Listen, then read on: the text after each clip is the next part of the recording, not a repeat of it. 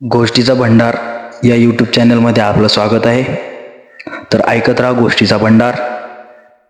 असाच गोष्टीचा भंडार ऐकण्यासाठी तुम्ही आमच्या यूट्यूब चॅनलला सबस्क्राईब करून बेल आयकनचा घंटा दाबून आपल्या चॅनलला जॉईन व्हा आणि गोष्टीचा भंडार ऐकत राहा. धन्यवाद. गोष्टीचं नाव आहे वेडा टोप्याला आणि शहाणी माकडं. तर ऐका. रवीने आजी आली. लग्न घरात एकच गडबड झाली. रवीची आजी आली ना, बरं झालं बाई. मुलांना गोष्टी सांगायला सांगू. तिला मस्ती करता येत. ती एका जागेवर तरी बसतील. पिंकीच्या आईने म्हटले, पिंकीच्या ताईचं मधुरीचं लग्न होतं. सगळी नातेवाईक मंडळी गोळा झाली होती. लहान मुलींचंच दंगामस्ती चालली होती. रवीच्या आजीला आलेली पहिल्याबरोबर रवीची आजी, आम्हाला तू गोष्ट सांगायचीस असं सांगत मुलं आजीच्या मागे लागली. रवीची आजी, मुलांना घेऊन तुम्ही बाहेरच्या हॉलमध्ये बसा, पिंकीच्या आईनं सुचवलं. आजी भिंतीला टेकून हॉलमध्ये बसली आणि मुलं तिच्या अवतीभोवती फेर धरून बसली. टोपलानी आकडाची गोष्ट सांगू, आजीने मुलांचे चेहरे न्याहाळीत विचारलं. ती जुनी गोष्ट आहे ना ग? माहीत आहे आम्हाला. सगळ्यात थोडासा मोठा असलेला अक्षय गाल फुगवून म्हणाला. माहीत आहे तर सगळ्यांना सांग बरं. आजीनं अक्षयची पाठ थोपटली आणि म्हटलं. अक्षयनं टोपीवाल्याने माकडाची गोष्ट सांगायला सुरुवात केली. एक होता टोपीवाला. तो टोप्या विकायला एका गावाहून दुसऱ्या गावाला चालत होता. वाटेत दुपार झाली.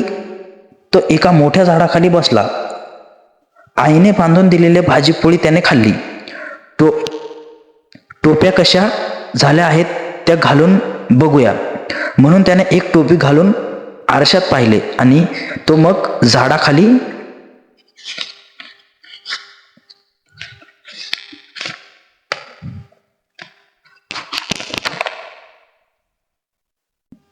झोपला. त्या झाडावरच्या माकडाने ते सारं बघितलं होतं.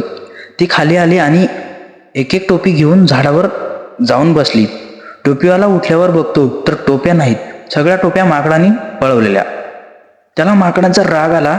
त्याने एक एक दगड माकडावर मारायला सुरुवात केली. माकडांनाही त्याचा राग आला आणि त्यांनी आपल्या डोक्यावरच्या टोप्या काढून त्यांच्या अंगावर फेकल्या. टोपीवाल्याने त्या सगळ्या टोप्या गोळा केल्या आणि दुसऱ्या गावाला निघून गेला. अक्षयने गोष्ट संपवली. मुलीने टाळ्या वाजवल्या. ती तुम्हाला गोष्ट सांगणार आहे ती याच टोपीवाल्याची मुलाची आहे. तोही वडिलांसारखाच टोप्या करायला शिकला होता. त्याच्या बाबांनी त्याला सगळं सांगितलं होतं. तोही बाबांसारखा एके दिवशी टोप्या विकायला एका गावाहून दुसऱ्या गावाला चालला होता. दुपार झाली म्हणून तेही एका मोठ्या झाडाखाली बसला. आईने दिलेल्या भाजीपोळी त्याने खाल्ली. टोप्या कशा झाल्या आहेत त्या बघाव्यात म्हणून त्याने एक टोपी डोक्यावर घालून आरशात बघितलं आणि मग तो तिथेच झोपला. त्या झाडावर लहान लहान माकडं होती.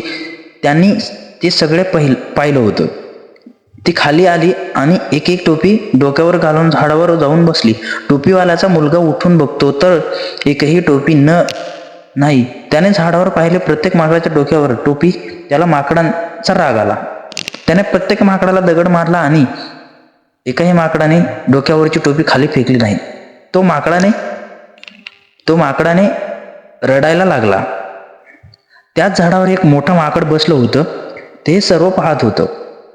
ते खाली उतरून त्या टोपीवाल्याच्या मुलाजवळ आलं. तुला टोप्या पाहिजेच होत्या तर तू माकडांना दगड का रे मारलेस? त्याने विचारलं. माझ्या बाबांनीच मला सांगितलं होतं की माकडांनी तुझ्या टोप्या पळवल्या तर तू त्यांना दगड मार म्हणजे ते टोप्या खाली फेकतील. टोपीवाल्याचा मुलगा रडत म्हणाला. वेडा रे वेडा. मोठ्या माकडाने त्याला चिडवलं. तू वेडाच राहिलास रे. आमची ही छोटी छोटी माकडं बघ कशी आता शहाणी झालीत. त्यांना आम्ही सांगितलं की टोपीवाल्याने दगड मारले तर तुम्ही टोप्या खाली फेकायच्या नाहीत. तू कितीही दगड मारलेस तरी त्या टोप्या खाली टाकणार नाहीत. मोठे माकड मात्र उड्या मारत झाडावर पळाले. टोपीवाला वेडा टोप्या घालून झाडावर बसलेल्या शहाण्या माकडांनी टोपीवाल्याच्या मुलाला चिडवलं. टोपीवाल्याचा मुलगा रडत रडत आपल्या गावी गेला. अशा प्रकारे आजीने गोष्ट संपवली आणि मुलांना विचारलं, तुम्ही वेडा टोपीवाला की शहाणी माकडं रे? तर मुलांनी हसून उत्तर दिलं, आम्ही शहाणी माकडं. मुलांनी एका सुरात सांगितलं. गोष्ट आवडली असेल तर आपल्या चॅनलला लाईक करा आणि सबस्क्राईब करा.